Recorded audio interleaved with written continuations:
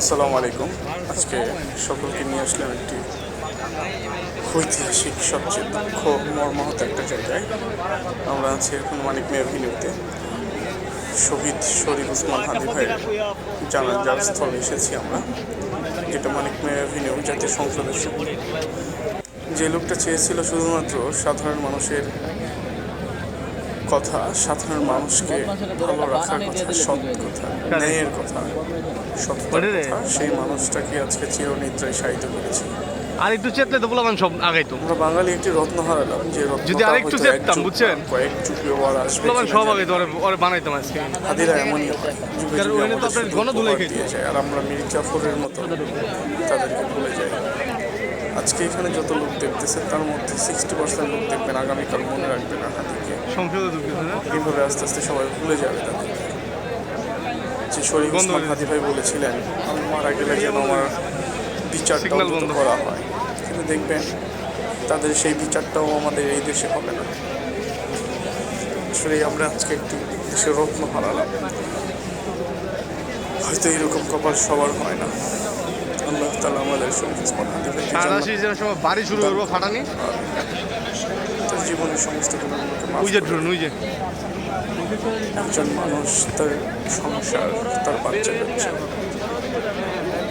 তার ভবিষ্যতের চিন্তা না করে সেই দেশের মানুষের চিন্তা করে নিজের জীবনকে বিলিয়ে দিয়ে গেল। এখানে এমন কিছু লোক আছে যারা তাকে চিনিয়ে নেয়। জীবনের মর্মার্থটা তো এখানে সুন্দর, যে মানুষের জন্য আমি আমার জীবনকে উৎসর্গ করতে পারবো। এখানে অনেক মানুষ যারা ওসমান হাদিকে চিনে না, ওসমান হাদিকে জানে না, কিন্তু তারা এসেছে শুধু তাকে একটিবার দেরি আছে, পরে যাবো, কারণ লোকজন কমুক, নাহলে এখানে প্রচুর ওসমান হাদি তো এই মানুষগুলোর কথাই বলছে, এদের নিয়ে ভেবেছে। পশ্চিম আকাশে দুর্যোগের একজন বিপ্লবী, একজন সাহসী, একজন আজাদী, একজন কণ্ঠস্বরকে দমিয়ে দেওয়া। বুলেটটা শুধুমাত্র ওসমান হাদির মাথায় না, পুরো বাংলাদেশের মাথায় লেগেছে। একজন চিন্তাশীল ব্যক্তি, যে তার আপাতমস্তকে শুধু তার দেশটাই ছিল।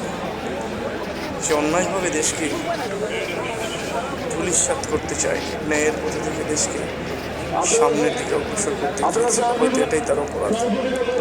আমরা তাকে দেখুন, আজকে তার লাশকে পাহারা দেওয়ার জন্য লাখো লাখো জনতা। সেই শরীফ ওসমান হাদি ভাই বলেছিলেন, আমার কোনো নিরাপত্তা প্রয়োজন। আসলে আমরা বাঙালি এমন, হারিয়ে গেলে হয়তো মূল্য বুঝি।